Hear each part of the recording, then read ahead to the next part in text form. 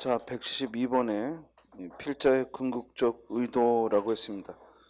결국 글의 의도는 앞에 제시되고 앞을 보면 식민주의 사학의 이론들은, 그러니까 지금 화제로 삼은 건 식민주의 사학 이론이죠. 크게 타율성론과 정체성론으로 즉 분류된다. 그러면 이 식민주의 사학을 소개하는 게 이 글의 목적인가? 아니겠죠? 그래서 중간에 그러나가 등장하죠. 그러나 그 시대의 세계관은 중국을 중심으로 하는 동아시아적 세계관이었고, 그 시대는 중국이 책봉이라는 절차에 의해 정권을 인정하고 조공과 사열하는 형식으로 국제무역을 행하던 시대였다. 또한 당시의 선진국이 중국이었기에 문화 수입도 이 외교 절차에 의존했을 뿐이었기 때문에 굴종과 지배의 관계는 아니었다. 따라서 이와 같은 식민주의 사학은 당시의 실정을 제대로 이해하지 못한 것이었다 하는 것이 이 글에서 말하고 싶은 거죠. 그러면 결국 이 글은 뭘 말하고 싶은 거예요? 그 맨 뒤에 보면 그러므로 당쟁론은 말기적 현상을 소급하여 경강부회하는 식의 해석을 한 것이다. 경강부회한다는 건 무슨 말이야? 궤변이다. 궤변이다. 이치에 맞지 않는 것을 끌어댄 것일 뿐이다. 문화적 독창성이 결여되어 있다는 이론은 우리나라가 순수 고유한 문화가 결여된 채 중국의 문화만 받아들여 그 아류로 전락했다는 논리인데 이것이야말로 허구다. 따라서 이 글은 첫 번째 문장에 나왔듯이 식민주의 사학의 이론의 그 당파성, 즉 타율성, 그리고 정체성, 이에 대해서 반박하는 글이죠. 그렇죠? 따라서 정답 몇 번? 4번이죠. 식민주의 사학의 허구성을 반박하는 것이 이 글의 주제죠. 다음 173번에 문단 가와 나는 논리적 비약을 보이고 있다. 이 말은 뭐냐면 이 글의 문제점을 논리적으로 훌쩍 뛰어넘어 버렸다라는 거예요. 그러니까 이걸 해결하기 위해 문단 사이에 보충할 내용은 역시 관건은 가에 있죠. 가를 봤더니 우리 속담의 여자 팔자는 뒤움박 팔자라는 말이 있다.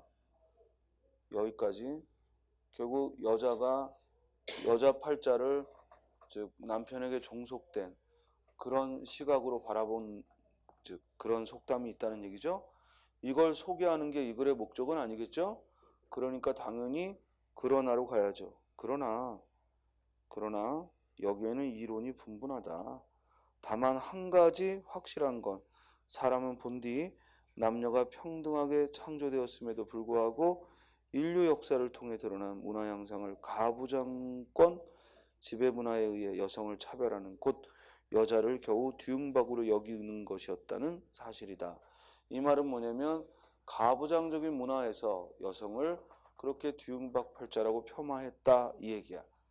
그리고 이제 나해봤더니 이렇듯이 한국 여자는 오랜 세월 동안 수탈과 억압의 대상이 되었다. 당연히 뭐가 들어가야 돼? 그만큼 수탈과 억압의 대상이었다고 했으니까 그만큼의 순환을 당했던 걸 예를 들어야죠. 그 예가 문단 중간에 빠진 거죠. 자, 이 답은 쉽게 4번이라고 알 수 있는데 문제는 여기서 여러분들이 배울 건 이 중간에 순환사가 없어도요. 이 글이 뭘 말하고 싶은지는 다 알 수 있죠. 그죠? 만약에 이 글이요. 중간에 그런 한국 여성의 순환을 길게 예를 들면 엄청 긴 글이 돼요. 그렇지만 그게 쏙 빠져도 우리가 이 글의 주제를 파악하는데 아무 문제가 없다고. 그러니까 항상 긴 글이라고 해서 모두 읽어야 된다 이런 생각만 버리면 되겠습니다. 다음 174번. 다음 글에서 필자가 가장 비중 있게 생각하는 것 했는데 먼저 선택지를 봤더니 생활 양식이냐. 반드시 선택지를 먼저 봐야 돼요. 그래야지 우리가 그 4개 중에 하나가 들어있냐 이렇게 읽는 거하고 그냥 뭐가 들어있는지 아무 기대도 없이 읽는 건 다릅니다. 속도도 달라지고 또 여러분들이 정확히 주제를 파악하는 데 있어서 달라져. 가치관을 다룬 거냐, 다양성을 다룬 거냐, 창의성을 다룬 거냐. 선택지만 보고는 알 수 없죠. 다 주제로 삼을 만한 거니까. 자, 본문으로 가면 지난번 컴퓨터 경진대회에서 더 안 읽어도 됩니다. 왜?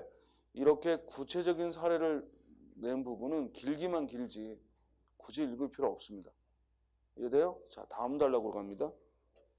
이 어린이가 바로 우리가 그 또래에 기대한 최고의 적응 수준과 자아 실현 수준을 그대로 나타내주고 있는 참으로 흐뭇하고 믿음직스러운 바라볼 수 있는 양성적 어린이며 미래의 주인공이다.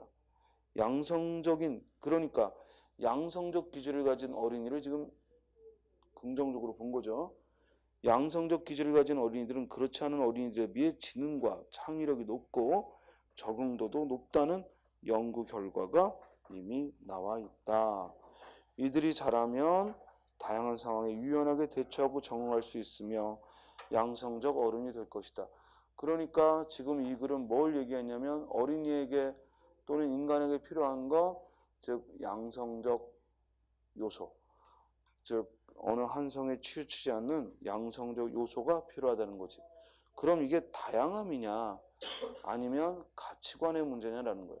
그러니까 이 글에서는 이 긍정적으로 보는 아이는 누나하고도 잘 어울리고 이렇게 형하고도 잘 어울리고 양성적 어린이가 미래의 주인공이다 했으니까 이는 다양하게 관심을 갖는다는 뜻이 아니라 결국 가치관에 있어서 남성적, 여성적 어느 한쪽에 치우치지 않았다는 뜻이죠. 정답은 2번. 다음 175번. 다음 글의 내용으로 볼 때 필자가 전제로 하고 있는 것으로 자, 전제 동그라미 치고 전제라는 건 어떤 주장을 펴기 전에 미리 참이라고 인정하는 것, 어떤 주장을 펴기 전에 미리 참이라고 인정하는 넓은 범위의 내용을 전제라고 하는 거예요. 그럼 이 글의 주장을 찾아봐야죠. 대중문화가 만연되어 있는 사회는 허위의식이 지배하는 사회다. 인간들은 평소에는 자기 환경 속의 시면을 들여다보려고 하지 않는다. 결국 가에서는 대중문화가 만연되어 있는 사회, 대중문화가 퍼져 있는 사회에 대해 비판적인 입장을 취했죠. 그런데 두 번째 단락에 그러나 이런 벽에 부딪힌 인간은 뭐야? 그 대중문화에 빠져 있는 인간들, 다시 한번 이성적이고 창조적인 존재로서 자기 회복을 꾀한다 라고 했어요. 그럼 결국 이 글은 뭘 다루고 있냐면 대중문화 속에 처해 있는 것이 바람직하지 않다라는 걸 얘기하고 있는 거예요. 그리고 오히려 이성적이고 창조적인 존재로서의 자기 회복을 꾀한다라고 했어요. 그리고 다단락에서는 외래적인 대중문화가 만연하고 있는 후진 사회는 상대적으로 불합리와 혼란, 불안과 그리고 긴장 상태가 팽배해 있는 사회이기도 하다. 그렇기 때문에 오히려 그런 사회에 살고 있는 인간들은 모순과 비인간성을 타개하려는 노력을 전개할 수밖에 없는 상황에 처하게 된다. 자, 여기까지 주제는 뭐냐면 인간은 대중문화 속에 처해 있을 때 그것을 극복하려 한다라는 게 이 글의 주장이에요. 그럼 이 말이 참이기 위해서는 대중문화에 젖어 있는 인간이 그만큼 영향을 받는다는 걸 전제로 하는 거죠. 아무리 주변에 대중문화가 만연해도 인간이 그 환경에 영향을 받지 않는다면 이런 문제의식을 가질 필요가 없는 거라고. 따라서 정답은 1번이죠.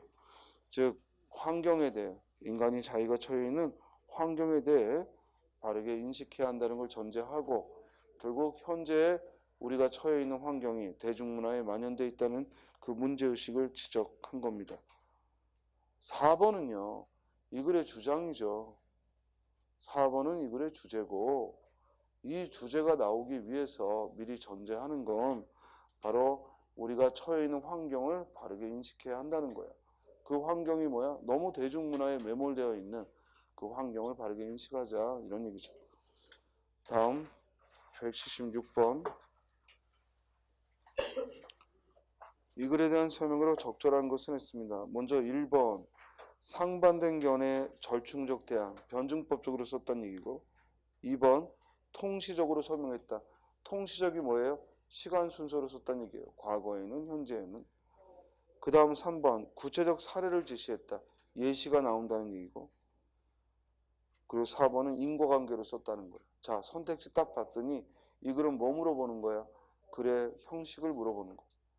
글의 내용 전개 방식의 특성을 물어보는 겁니다. 자, 첫 단락을 보면 방송의 위력은 상상을 초월하게 우리 생활 전반에 깊숙이 관여하여 시청자들이 이를 무의식적으로 따르거나 긍정해버리는 일이 흔하다. 방송 언어 또한 이와 같아 물이 담긴 컵에 잉크 한 방울을 떠뜨리면 그 잉크가 물 전체로 퍼져나가듯 그 위력이 대단하다. 여기까지 뭘 얘기하냐면 방송의 위력이 크다는 거야. 또한 방송 언어의 위력이 크다는 겁니다. 배우나 연예인이 쓰는 말은 금방 유행을 해요. 그렇죠? 그들이 잘못된 표현들을 쓰면 이건 어린아이들, 어른 할 거 없이 금방 유행하게 되고, 뭐 헐 이런 표현들, 상대가 말하는데 뭔가 깜짝 놀라고 어이가 없을 때 왠지 무시하는 듯한 어조로 헐 하고 표현하는 것도 우리 사회에 만연해 있다 보니까 선생이 뭘 얘기해도 듣기가 뭐하면 헐 이러고, 부모가 뭘 얘기해도 헐 이러고, 그만큼 방송 언어가 끼치는 영향이 크다는 걸 얘기했어요.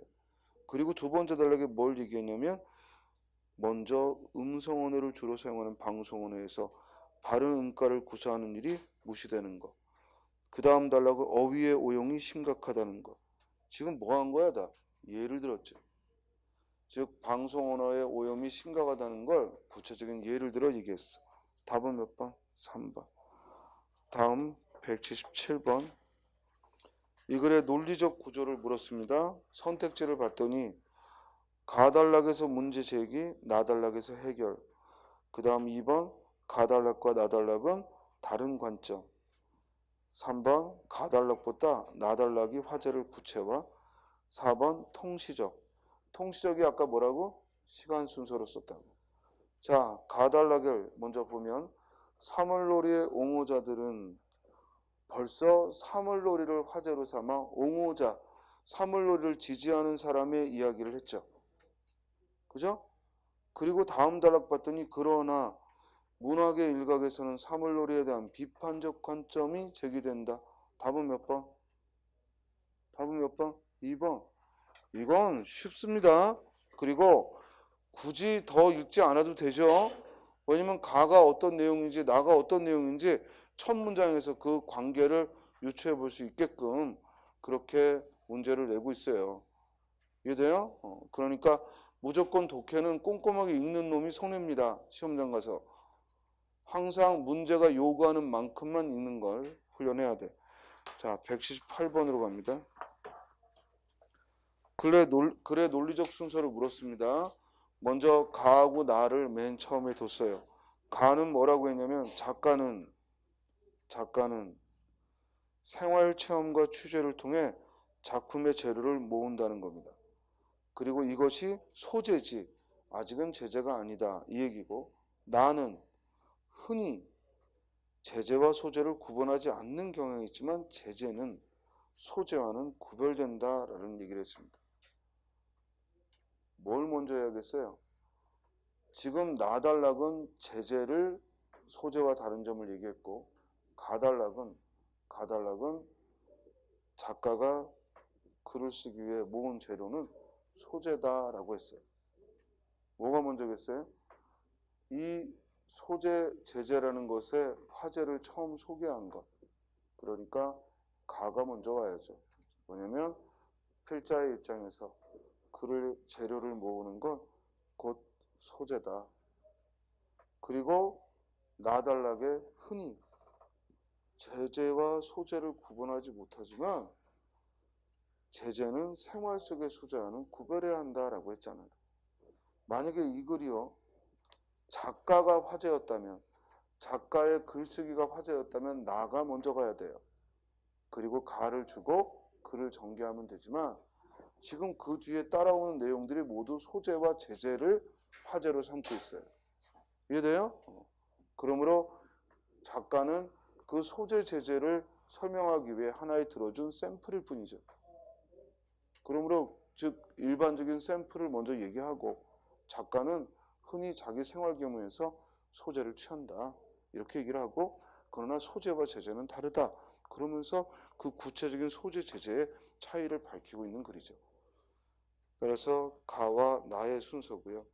그 다음에 이제 라와 마를 비교하면 라에 뭐라고 했냐면 이에 비해 제재는 했으니까 이 앞에는 반드시 뭐가 나와야 돼? 소재에 대한 얘기가 먼저 언급돼야죠. 그죠? 그게 어디 있어요? 마에 있으니까 마라의 순서겠지. 정답 몇 번? 2번. 지금 무슨 말인지 알겠어요? 만약에 나와 가가 위치가 바뀌어버리면 가가 작가는 하고 시작했잖아요. 그러니까 이 뒤에 나오는 화제도 뭐야? 작가가 화제가 돼야 돼요. 그런데 나는 제재는 하고 제재를 중심으로 삼았잖아. 그럼 이 뒤에 오는 내용은 뭐야? 제재와 소재의 차이가 나와야 되고. 근데 그 뒤에 내용을 눈으로 훑었더니 작가는 하고 한 게 아니라 제재는 소재는 이 얘기를 하고 있으니까 결국 좀 더 구체화된 내용이 나달락이 가달락의 뒤로 가야죠. 179번. 다음 글을 통해 알 수 없는 것은 이게 일치 불일치나 1번을 보면 저작권 침해 여부의 조건이라고 했는데요. 윗글에 보면은 직접 재산권에 따라 보호받는 저작물의 유형은 시대의 흐름에 따라 지속적으로 변천해 오고 있다. 이 글은 지적 재산권이 변화되고 있다는 게 이 글의 중심 내용이에요. 그러므로 소유권 여부하고는 즉 침해 여부하고는 관계없이 저작권이 어떻게 변화되고 있는지를 다룬 거죠. 정답은 1번. 다음 180번. 다음 글을 논리적으로 연결한 순서로 적절한 거. 먼저 마냐 라냐 하고 물었습니다. 그러면 라는 뭐로 출발했냐면 언론의 태도들 역시 문제다. 땡. 그죠? 마가 먼저네요. 그 다음 마를 봤더니 한국의 지식인들이 국산 영어를 혐오하는 건 그들의 자유다. 그런데 문제는 한국 영화를 거의 보지 않는 그들의 한국 영화의 진로에 막강한 영향력을 행사하고 있다는 사실이다. 따라서 마달락에서는 한국 영화를 보지도 않는 지식인들이 한국 영화에 끼치는 영향이 크다는 얘기를 했어요. 그 다음엔 나라고 공통점으로 나왔고, 그럼 나에 뭐라고 써놨냐면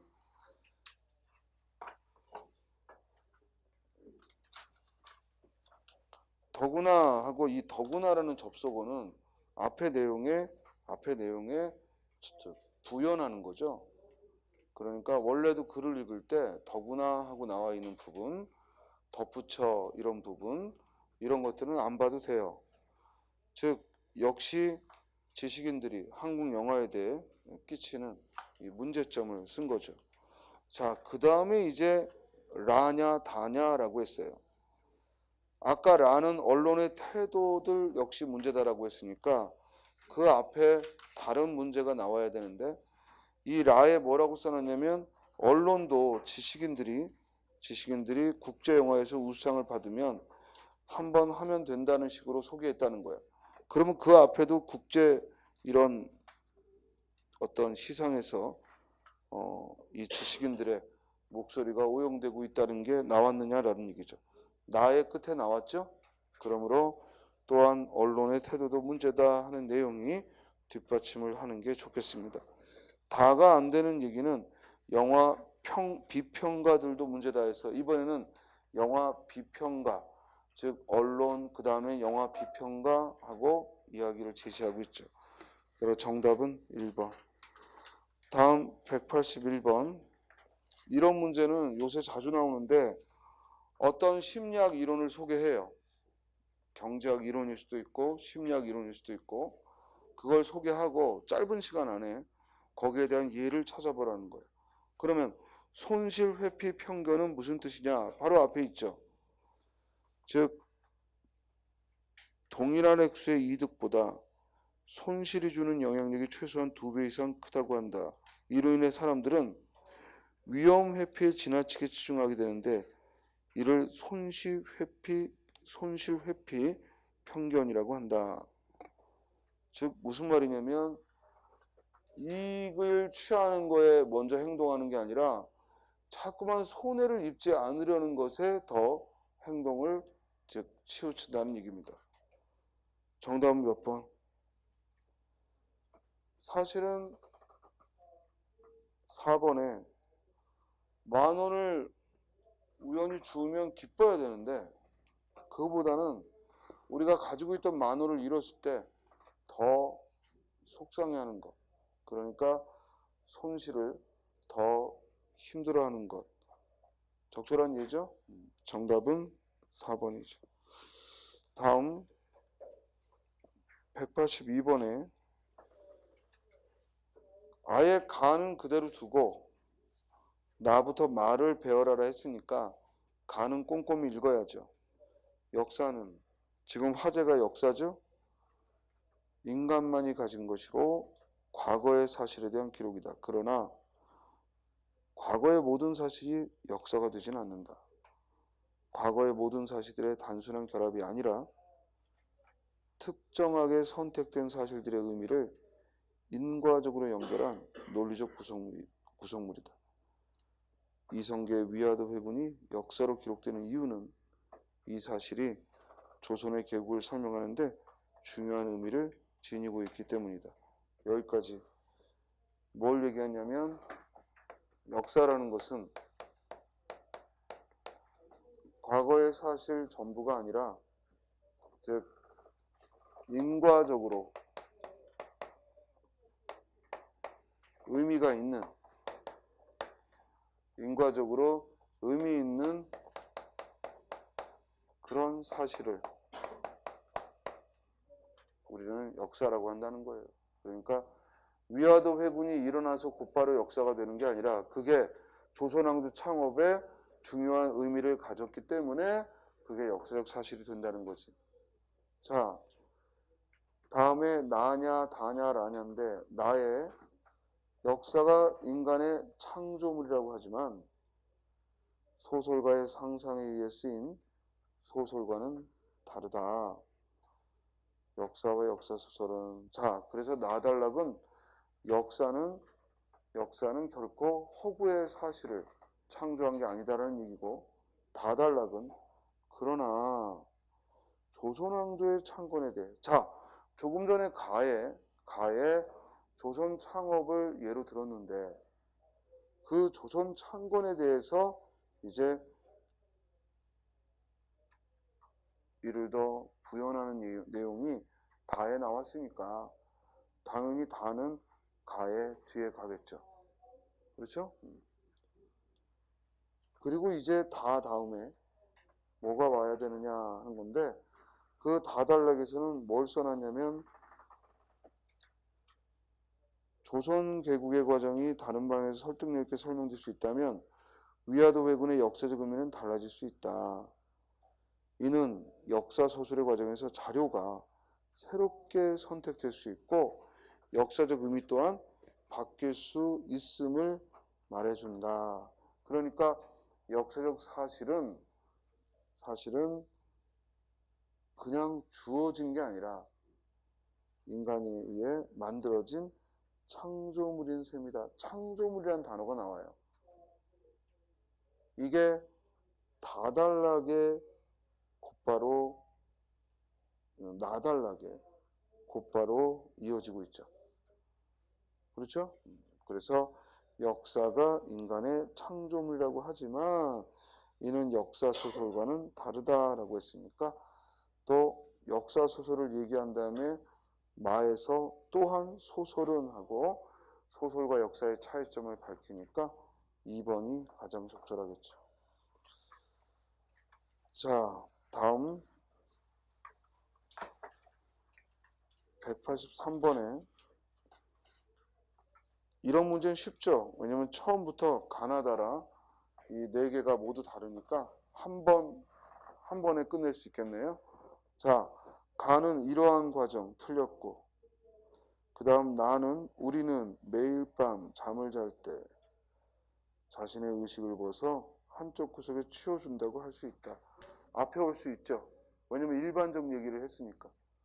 대부분 이런 일반적 얘기를 하면서 점점 논의를 구체화해가는 게 글쓰기거든. 답은 또한 틀렸고, 그 다음 라번, 우리는 꿈을 자세히 관찰함으로써 이러한 수면 중에 틀렸죠. 맨 처음 올 수 없죠? 왜냐면 지시어가 있으니까. 정답 몇 번? 2번. 다음 184번. 통일성이 뭐죠? 하나의 글에는 하나의 주제만 있어야 한다는 거예요. 그러니까 통일성을 위해 삭제해야 될 문장은 이라는 뜻은 결국 이 글의 주제에서 벗어난 것은 이 말이에요. 자, 본문의 맨 처음에 바야흐로 문학의 전반에 패러디 열풍이 불고 있다. 패러디란 이미 발표한 작품을 원안으로서 자기 작품에 빌려 쓰는 건데 비틀기, 꼬집기, 뒤집기, 가려운데 긁기 등의 방법이 동원된다. 여기까지. 이 글의 화제는 패러디를 소개하는 거야. 기억, 패러디는 더 안 봐도 되죠? 그 다음 니은번. 그러나 패러디의 유행과 함께 패러디를 가정한 표절이 성행하는 것이 문제다. 즉 패러디의 문제점 표절로 치우칠 수 있다. 맞고. 그런데 디귿 창작 기법의 하나라고 하지만 패러디는 표절과 본질적인 차이점이 없다라고 했고, 리얼에서는 표절과 패러디를 분명히 구분할 수 있는 기준이 마련되어 있지 않는 실정이다. 그런데 마지막 결론에 패러디와 표절을 구분하는 게 조속히 마련돼야 한다 했으니까 겨우 이 글은 패러디를 화제로 삼아서 패러디와 표절을 구분해야 한다는 게 주제야. 그럼 이 주제에서 벗어나는 건 몇 번? 디귿이죠. 그 둘이 본질적으로 차이점이 없다고 하면은 어떻게 이 글을 쓰겠어요? 지금 이 글의 주장은 패러디와 표절이 차이가 있다는 얘기를 하고 있는데 이해했어요? 따라서 이 글의 주제를 이 글은 패러디를 설명하면서 결국 주제가 패러디와 표절을 구별하기는 어렵다는 얘기야. 그렇지만 구별해야 된다는 게 이 글의 주제야. 왜냐면 리얼 다음에 있는 마지막에 곧 패러디와 표절을 구별하는 기준이 조속히 마련돼야 한다라고 했으니까 이 둘을 구별해야 한다는 게 이 필자의 입장이죠. 따라서 본질적으로 차이가 없다는 얘기는 이 사람의 주장에, 이 필자의 주장에 뒷받침을 할 수가 없죠. 정답은 3번. 자, 185번은요. 여러분 출제됐던 지문이야. 이 글은 첫 단락에서 풍속화를 정의 내렸고요. 그리고 두 번째 단락은요. 풍속화의 특성으로서 사실성을 얘기했고 기록성을 얘기했고 그리고 시대성을 얘기했어요. 바로 풍속화의 특성을 말했죠. 그 다음 이 밖에도 풍속화는 즉 회화보다도 보는 이의 피부에 가는 호소를 갖고 그래서 한국적 정치를 구사한다라고 했으니까 풍속화의 범위까지 다뤘죠. 따라서 풍속화 전통에 관한 얘기는 언급이 없습니다. 정답 몇 번? 3번.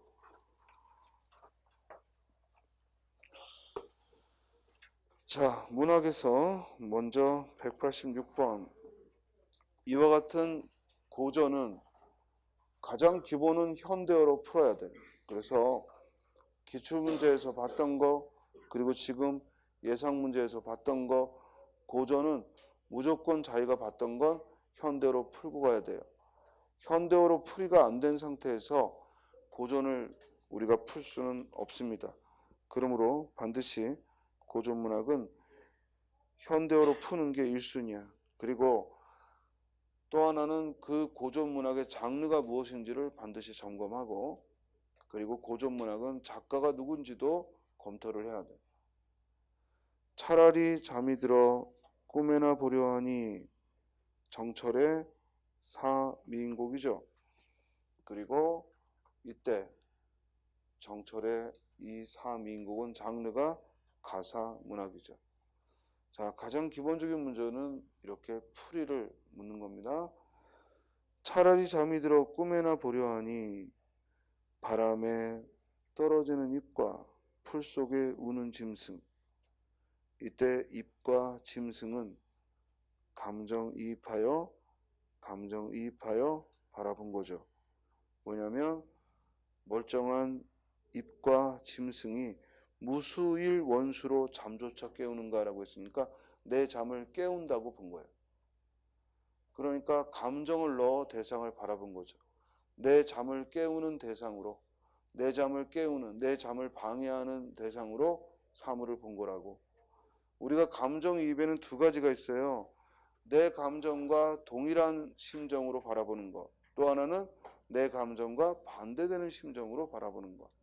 여기서는 짐승과 그리고 떨어지는 잎은 내 잠을 방해하는 요소죠. 니은번 천상의 견우직녀는 은하수가 막혀도 7월 7석 1년 1도 실기치 아니하거든. 자, 견우직녀는 은하수가 가려막혀도 그래도 1년에 한 번은 본다는 얘기야.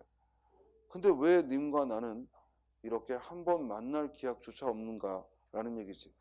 그러니까 여기서의 견우와 직녀는 나의 처지와는 상반된 즉 상황이지. 또 우리님 가시는 무슨 약수가 가렸길래, 이때 약수는 곧 견우직녀에게 있어서의 은하수처럼 이 약수는 나와 님을 가로막는 장애물이죠. 무슨 장애물이 있기에 약수가 가렸기에 오거나 가거나 소식조차 끊어졌는가.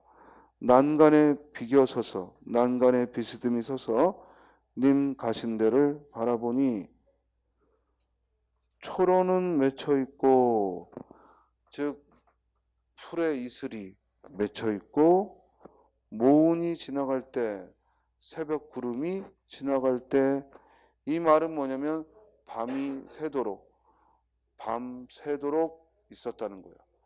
그러니까 날이 새도록 님을 그리워하며 바깥의 풍경을 보고 있었다는 거지. 중림 푸른 곳에, 대나무숲 푸른 곳에 새소리가 더욱 서럽구나. 역시 새에 뭐 한 거야? 감정이입했고, 이때는 동일한 심정을 이입하여 본 거죠. 그렇죠? 세상에 서러운 사람 수없다 하지만 박명한 홍안이야. 박명한 홍안 무슨 뜻?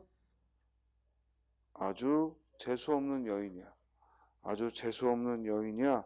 나 같은 사람이 또 있겠는가? 즉 이렇게 재수없는 여자가 나 말고 또 있겠는가? 아마도 이님의 지위로, 아마도 이님의 탓으로, 즉 아마도 님 때문에 이 말이야. 아마도 님 탓에 살똥말똥하여라. 지위가, 우리가 저 사람 지위가 뭐니? 그 지위가 아니죠. 탓을 한다는 얘기입니다. 정답 몇 번? 4번. 다음 187번. 역시 시조 4편을 줬습니다. 무조건 이 중에 3개는 알고 가야 됩니다. 시험장에 갔을 때. 또는 2개만이라도 미리 알고 있어야 시간을 줄이죠. 그래서 시조는 빠짐없이 공부하라고 했고, 특히 이 고전문학 중에 우문문학은 아직도 시간 충분하니까 반드시 기본서에 있는 건 모두 보고 가세요. 알겠어요? 그리고 항상 기출문제에서 또 예상문제에서 봤던 건 시험장에서 마주쳤을 때 이거 봤던 건데 이걸로는 안 돼요. 알겠어요? 그 봤던 걸로는 절대로 시간을 줄일 수가 없어.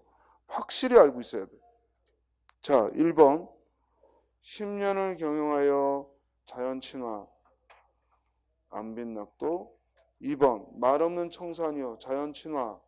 3번 청산은 어찌하여 학문의 정진. 이러고 나와야 된다고. 이해돼요? 안 그러면 이거 1분 내에 어떻게 풀어요? 정답은 3번. 4번도 자연친화 안빈낙도. 자, 1번 봐. 10년을 경영하여 초료삼간 지어내니 나 한 칸, 달 한 칸에 청풍 한 칸 맞춰두고, 맞춰두다, 맡겨두다. 여기 어려운 말 없지? 10년을 생활해서 초가삼간 지어서 거기 내가 한 칸 쓰고 달이 한 칸 쓰고 그리고 바람에게 한 칸을 맡겨두고 강과 산은 들을 데가 없으니까 둘러두고 버리라. 자연과의 합일된 생활. 자연 친화의 삶을 노래한 거죠. 다음, 말이 없는 청산이고 또한 모양이 없는 유수, 흐르는 물이고 또 값을 치르지 않아도 되는 대가가 필요 없는 청풍이고 임자가 따로 없는 명월이야. 여기 청산, 유수, 청풍, 명월 모두 자연이죠. 이 중에 이런 자연 속에서 병 없는 이 몸이, 즉 병만, 건강만 하다면, 병이 들지만 않는다면 분별 없이 늙으리라. 이때 분별 없다는 얘기는 근심 걱정 없이, 근심 걱정 없이 한번 해석해 봤어야지 됩니다. 안 그러면 분별 없다가 뭐지? 구별하지 않는다는 얘기인가? 이렇게 오해하게 된다고. 즉 여기서 분별 없다는 얘기는 무슨 뜻? 근심 걱정 없이, 근심 걱정 없이 늙으리라. 청산은 어찌하여 만고에 푸르르며, 이 이황의 도산 12곡의 한 수로, 이는 겉으로는 자연을 얘기하는 것 같지만 뭘 주제로 한다? 학문의 정진을 노래한 거죠. 청산은 어찌하여 만고에 푸르르며 유수는 어찌하여 주하에 그치지 않는가. 여기까지 곧 청산과 그리고 유수, 변함없는 자연이야. 자연은 저리 변함없이 항상 푸르고 항상 흘러간다는 얘기야. 우리도 그치지 마라. 만고 상청하리라. 그럼 우리도 항상 변함없이 지속해야 된다는 거야. 뭘? 공부를. 그래서 이 노래는 학문의 정진. 이건 미리 공부하지 않으면 여기 안 써있죠. 공부한다는 얘기 1도 안 써있어. 이해돼요? 그래서 고전 시간은 알고 가야 됩니다. 현대 시는 알고 갈 필요 없지만 고전 시간은 반드시 알고 가야 돼. 그래야 무슨 의미로 여기서 그치지 말라는 게 뭘 의미하는지를 알 수가 있다고. 즉 학문을 하다가 중단하고 이러지 말고 즉 끊임없이 공부하라 하는 얘기입니다. 정답은 3번. 다음 4번에 강산의 좋은 경치를 힘센이와 다툴 양이면, 즉 저 자연의 좋은 경치를 이 권력자, 힘센 사람, 권력자와 다툰다면 내 힘과 내 분으로는, 즉 내 능력으로는 어이하여 얻을 소니 어이하여 얻겠는가. 그러니까 내 능력으로는 만약에 자연을 권력자들과 다퉈야 한다면 내 능력과 내 이 분수로는 도저히 누릴 수 없다 이거야. 진실로 그 마리가 없을세. 진실로 그 많은 이가 없으므로. 이때 없을세는 없으므로. 즉 이 자연은 누가 보지 말라고, 산을 보지 말라고, 달을 보지 말라고, 물을 보지 말라고 이러는 그런 사람들이 없으므로 나도 두고 논이 놀아. 역시 자연을 즐긴다 하는 노래죠. 다음 188번에 처음 보는 시죠. 박제삼의 홍시를 보며. 자, 현대시의 키워드는 제목. 그 제목을 염두하고 시를 읽어야 돼. 그 제목을 염두하지 않고 시를 읽으면 뭔 소리인지 알 수가 없어. 항상 시를 읽으며 이게 지금 홍시를 보면서 쓴 거야 하는 걸 전제하고 읽어야 돼. 감나무에 감꽃이 지고 나더니 아프게도 그 자리에 열매가 맺네. 열매는 한창 쑥쑥 자라고 그것이 처음에는 눈이 부신 반짝이는 광택 속 선연한 푸른 빛에서 조금씩 변하더니 어느새 붉은 홍시로까지 오게 되었더니라. 여기까지. 결국 나무에 홍시가 맺혀 있는 거야. 뭐 다른 거 없어요. 거기까지 쓴 거야. 가만히 보면 한 자리에 매달린 채 자기 모습만을 불과 1년이지만 하늘 속에 열심히 비추는 것을 보고 글쎄 말 못하는 식물이 저런데, 여기서 말 못하는 식물 곧 홍시고, 홍시가 저런데 똑똑한 채 잘도 떠들면서 도대체 우리는 어디다가 자기 모습을 남기는가 생각해 보니 허무라는 심연밖에 없더니라. 아, 가을. 자, 결국 이 시는 홍시를 보며 뭘 한 거야? 자기 성찰을 한 거야. 과연 우리는 저 말 못하는 홍시도 저 1년을 견뎌서 저렇게 맺어 있는데 우리는 뭐 한 달 동안에 뭐가 안 이루어지면 또는 뭐 하루 만에 뭐가 안 이루어지면 아주 오두방정을 떨고 나는 능력이 없다는 둥, 있다는 둥, 운이 있다는 둥, 없다는 둥 이따위 소리를 한다는 거지. 무슨 말 하겠어요? 바로 홍씨가 잘하는 걸 보면서 거기서 성찰의 계기로 삼은 거예요. 이해돼요? 그러니까 이 홍씨는 나에게 뭐야? 깨달음의 계기를 준 거지. 그럼 이와 같은 기능을 하고 있는 걸 찾으라는 거예요. 몇 번? 1번. 지조 높은 개는 밤을 새워 어둠을 짓는다. 그 밑에 어둠을 짓는 개는 나를 쫓는 것일 게다라고 해서 이 지조 높은 개는 나를, 즉 나의 양심을 재촉하는, 나의 양심을 일깨우는 존재인 거지. 양심 그 자체야. 윤동주의 이 심정을 일깨우는 그런 존재로 지조 높은 개라는 표현을 썼죠. 그러니까 위의 시에서도 자연물인 그 홍씨가 나에게 인간의 삶에 대해서 반추해보게 했듯이 여기서도 지조 높은 개가 나에게 내 삶을 돌아보게 한 거지. 같은 기능을 했죠? 깨달음의 매개체가 된다고 어려운 말로 하면. 알겠어요? 자, 2번의 성회꽃은 버스 안에 피어있는 그 가난한 자, 어려운 자들의 흔적이지. 새벽에 일찍이 하얀 입김을 뿜어낸 버스 창에 어린 성회꽃은 바로 가난한 자들의 즉 고된 삶을 기억하게 하는 매개체지.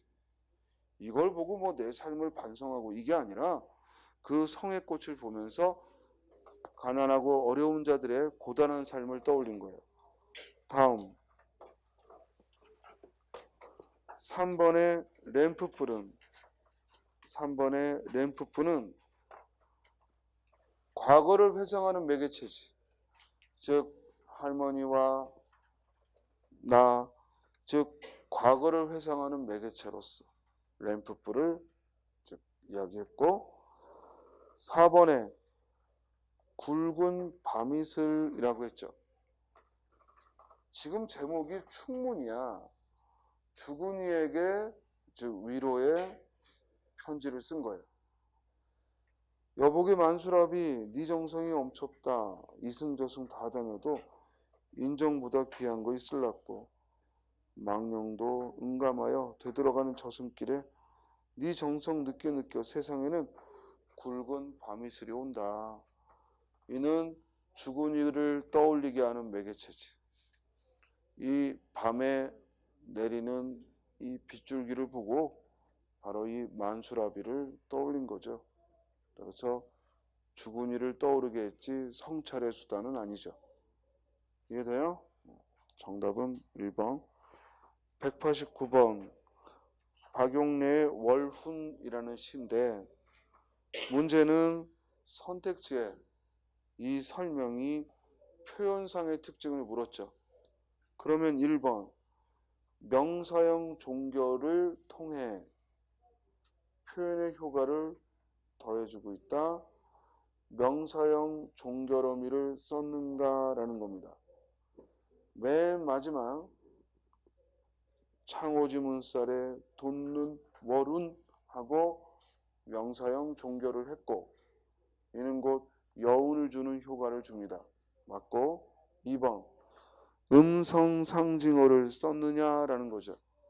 음성상징어를 쓰면 당연히 생동감이 느껴져요. 위에 음성상징어 있죠? 후루룩 후루룩 처맞기새. 다음 또 펄펄 한방눈이라도 펄펄. 음성상징어란 의성어와 의태어를 말해.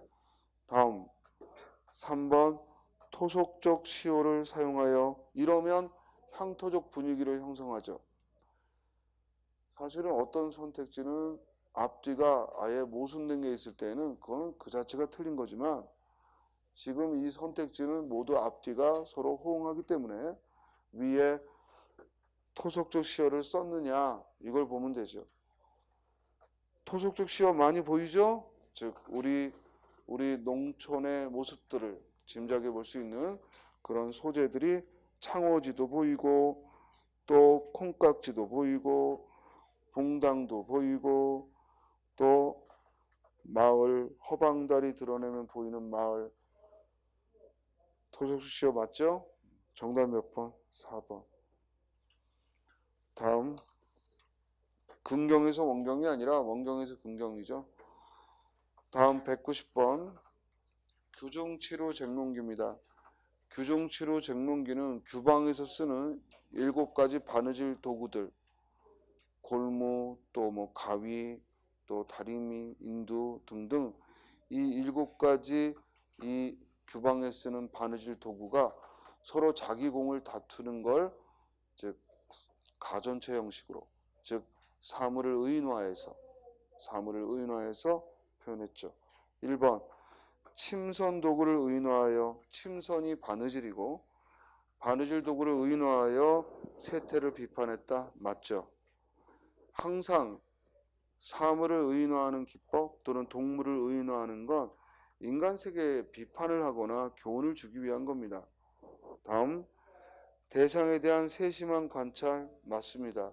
그래서 우리가 이게 가위를 가리키는 건지 실을 가리키는 건지 바늘을 가리키는 건지 충분히 짐작할 수 있도록 세밀한 관찰이 돋보이고 화자가 등장인물의 내면 세계를 들여다보며 이 글에서의 화자는 각각의 사물들을 통해 말을 하고 있지 별도로 존재하지 않습니다. 정답 몇 번? 3번. 이 글은 소설이 아니거든요. 규중치루 쟁론기는 즉 사물을 의인화해서 표현한 수필이야, 수필. 따라서 고전 수필에 속하고 여기서는 화자가 따로 없고 즉 7가지 사물들이 저마다 화자가 돼서 자기 입장을 얘기하는 거예요. 가전체 형식을 빌리면서도 이 말이 뭔지 이해했죠? 가전체라는 말 자체가 고려시대 때 사물을 의인화한 형태의 글을 말해요. 사물을 의인화하여 가짜 전기문을 쓴 걸 가전체라고 하는데 꼭 전기문이 아니어도 사물을 의인화하는 전통을 가전체의 전통이라고 합니다. 물론 가전체는 고려시대 때 등장을 했지만 이 규중치루 쟁론기는 조선 후기의 수필이야. 조선 후기의 규방 수필이고 즉 가전체를 차용했죠. 또한 일상의 소박한 사물을 다뤘죠. 여러분들에게는 바느질 도구가 어찌 보면 익숙지 않을 수 있지만 당시 규방에서 가장 이 부녀자들이 많이 대하던 건 이 바느질 도구고 그러므로 이 바느질 도구들 일상에 든 사물들을 다뤘습니다. 다음 191번에 이 시에 대한 설명으로 적절한 거 바로 선택지로 가야죠. 1번 이걸 알아야 돼. 여러분들이 시의 특징을 물었을 때 주관식으로 설명 못해. 그건 엄청난 훈련을 해야 되는 거야. 그러나 선택지에 써있는 그 특징이 있는지 없는지는 알 수 있어. 대신 여러분들이 그 선택지에 써있는 게 있는지 없는지 못 찾을 때는 언제냐? 용어를 모를 때야. 그러니까 용어가 모르는 게 나오면 못 풀어. 무슨 말인지 알겠어요? 그러므로 이 시 문제에 있어서 자기가 좀 약하다 그러면 시를 많이 읽을 게 아니라 시에 관한 문제들의 선택지를 많이 봐야 돼. 그래서 이게 무슨 뜻으로 썼는지 알겠어요? 자, 1번 현재 상황을 긍정적으로 인식한다. 무조건 이 시에서 현재의 처지를 긍정하고 있는지를 보는 거야. 윗글에 보면 뼈에 저리도록 생활은 슬퍼도 좋다 라고 했죠. 그러니까 현재 상황이 꼭 긍정적이라고 바라본 건 아니죠. 긍정적이지 않아도 좋다는 얘기야. 2번 자연의 섭리에 대한 깨달음이 바탕에 깔렸다. 윗글에 보면 내 머리 위에 항상 하늘이 있고 하늘을 향해 살림처럼 두 팔을 벌릴 수 있는 게 얼마나 숭고하냐. 자연의 섭리가 아니라 인간으로 존재한다는 것, 인간으로 존재하고 있는 것에 대한 깨달음을 쓴 거야. 즉 제목 그대로 들길에 서서 들길의 풍경이 주가 아니라 그 들길에 서서 인간의 존엄함을 본 거야. 나를 본 거지 자연을 본 게 아니죠. 3번 화자가 바람직하게 생각하는 삶의 자세 써있죠? 정답 몇 번? 4번. 그러면 이 시에서 화자가 지향하는 바람직한 삶의 자세를 가장 함축적으로 드러내고 있는 시어는 뭐예요?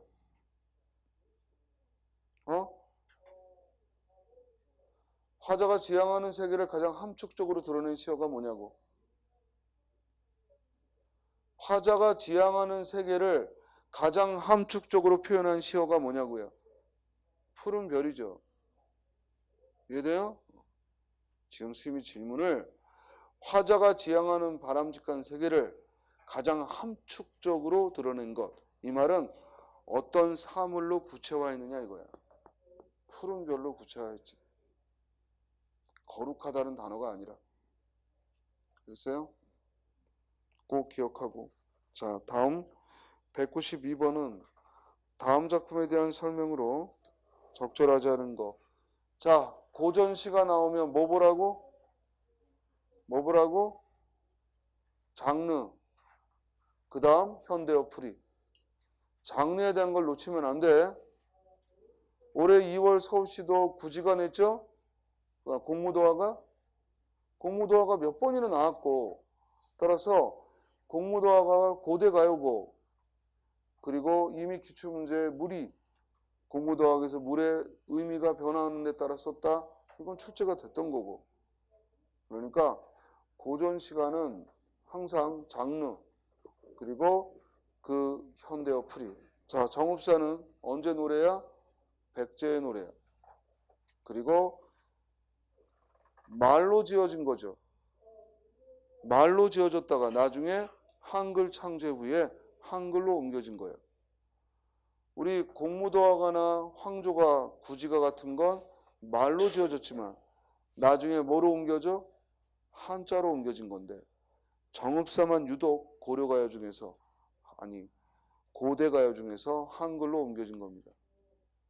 나머지 전해지고 있는 고대가요 5편 뭐예요? 구지가, 해가, 황조가, 공무도화가 4편, 정읍사까지 5편인데 나머지 구지가, 해가, 황조가, 공무도화가는 모두 한자로 옮겨져 전하고 이 정읍사만 한글로 옮겨 전합니다. 정읍사가 실려있는 문헌도 시험에 한번 나왔죠? 어디에 실려있어? 악학괴범에.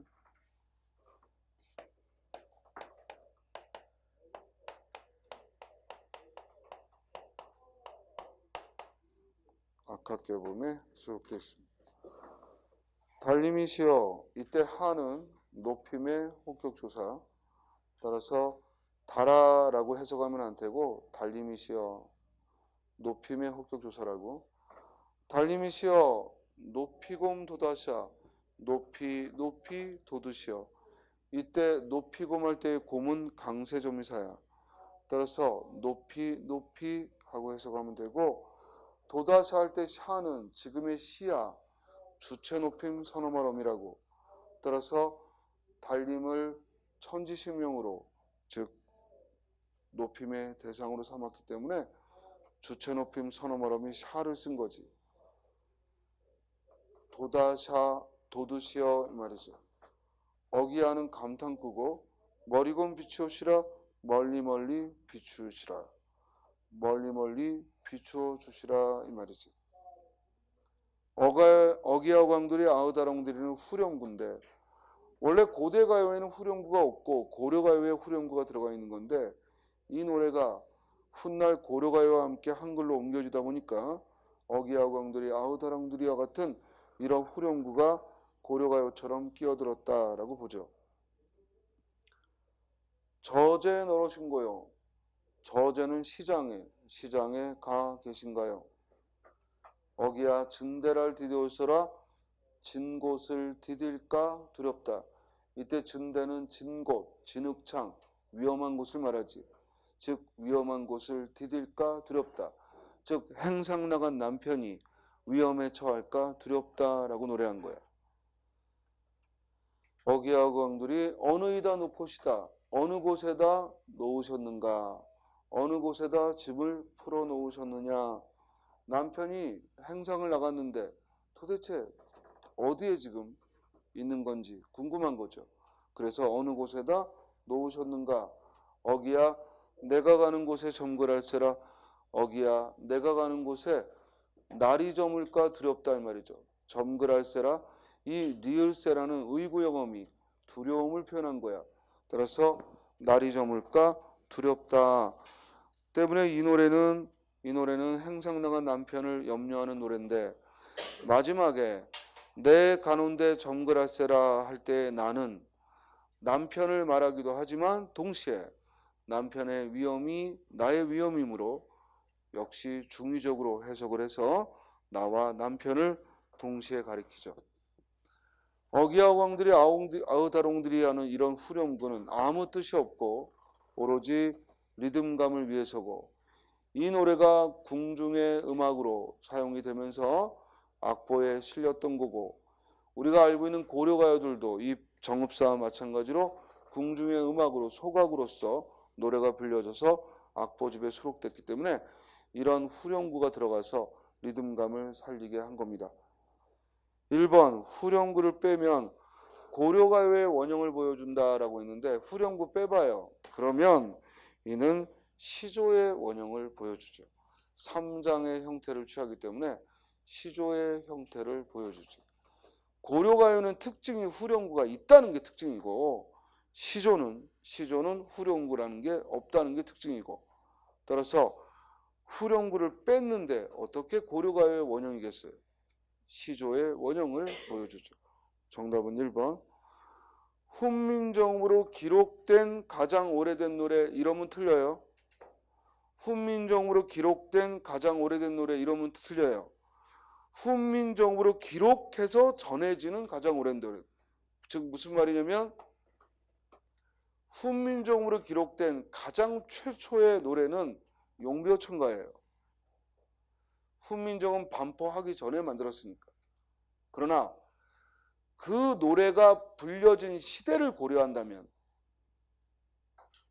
훈민정음으로 지어진 게 아니라, 지어졌다 그러면 안 돼요.